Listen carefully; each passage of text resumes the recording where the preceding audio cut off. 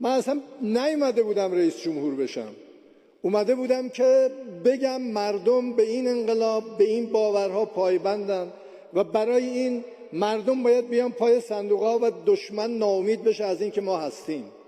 نه کسی منو میشناخت، نه کسی بنده رو میدید. من از سهم کسی نزدم، من فقط اشتباهی بود. من ساده بودم، من همه چیز رو باور میکردم، من با هیچ کس مخالفت نمیکردم. سرم به کار خودم بود. من نمیخواستم شعر بگم. بنده ضعیف بودم، برای خودم ضعیف بودم و برای دیگر. و من شروع کردم به بازی کردن و بعضی وقتها یادم رفت که کجام. بله، من یادم رفت که اینها مال من نیست و من اشتباهیم.